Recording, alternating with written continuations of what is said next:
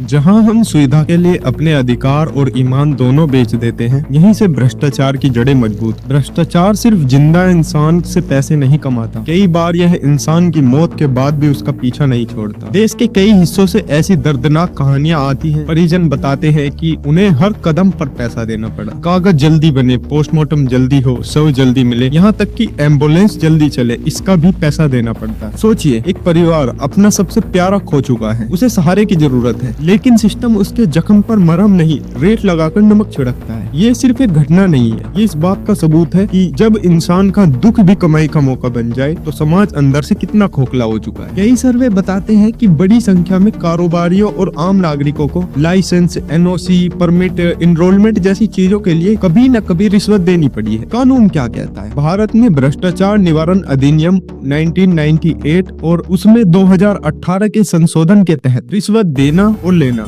दोनों अपराध है। लेकिन जमीन पर हालात ये है कि लोग खुलकर कहते हैं काम कराना है तो देना तो पड़ेगा, वरना फाइल दब जाएगी। अब सवाल ये है कि सारे पुलिस वाले और अफसर भ्रष्ट हैं? नहीं, ऐसा बिल्कुल नहीं है। हमारे देश में ईमानदार अधिकारी भी हैं, जो दबाव के बावजूद सही काम करने की कोशिश करते हैं। लेकिन सिस्टम की कुछ बड़ी कमजोरियां हैं। एक सर्वे में बड़ी संख्या में लोगों ने माना है भारत एक भ्रष्ट देश है और भ्रष्ट लोगों को सख्त सजा बहुत कम मिलती है। जब सजा का डर कम होता है तब भ्रष्टाचार चॉइस नहीं कल्चर बन जाता है। अब एक कड़वा सवाल, जब कोई ट्रैफिक पुलिस वाला आपसे 500 रुपए मांगता है तो आप क्या सोचते हैं? अक्सर हम कहते हैं चालान 2000 का है, 500 देकर छूट गया, सस्ता पड़ गया। जब किसी अस्पताल में कोई कहता है बेड जल्दी चाहिए तो थोड़ा देखना पड़ेगा, तो हम भी जल्दबाजी में पैसे दे देते हैं और बाद में सिस्टम को गाली देते हैं। सच ये है कि सिस्टम में हम सब शामिल हैं, हम पीड़ित भी हैं और कहीं कहीं साझेदार भी। जब तक आम नागरिक घूस देने से साफ मना नहीं करेगा, तब तक कोई भी कानून, कोई भी संस्था अकेले भ्रष्टाचार को नहीं हरा सकती। अच्छी बात यह है कि ये तस्वीर अभी पूरी तरह काली नहीं है, कई जगहों पर बदलाव शुरू भी हो चुका है। लेकिन असली परिवर्तन तब आएगा जब हर नागरिक घूस को समस्या का समाधान नहीं बल्कि समस्या की जड़ समझेगा। लोग शिकायत दर्ज कराने से डरेंगे नहीं, चाहे हेल्पलाइन हो, पोर्टल हो या आरटीआई हो। भ्रष्टाचार कोई फिल्म का विलन नहीं है जिसे हीरो एक घूसे में हरा देगा। ये एक आदत है जो हर रिश्वत के साथ और ताकतवर होती जाती है और हर ना के साथ थोड़ी कमजोर। अगर आप चाहते हैं कि कल आपके बच्चे को स्कूल में एडमिशन या अस्पताल में इलाज के लिए कोई रिश्वत ना देनी पड़े, तो आज आपको थोड़ा मुश्किल रास्ता चुनना पड़ेगा। कमेंट में बस एक लाइन लिखिए, मैं घूस को मना करने की कोशिश करूंगा। शायद आपका एक कमेंट पूरे सिस्टम को ना बदल पाए, लेकिन आपका एक फैसला एक इंसान यानी आपको जरूर बदल सकता है। और असली क्रांति यहीं से शुरू होती है। अगर आपको ये वीडियो सोचने पर मजबूर करे तो इसे लाइक कीजिए, ज्यादा से ज्यादा लोगों तक शेयर कीजिए और ऐसे ही ईमानदार कंटेंट के लिए चैनल को सब्सक्राइब करना मत भूलिए।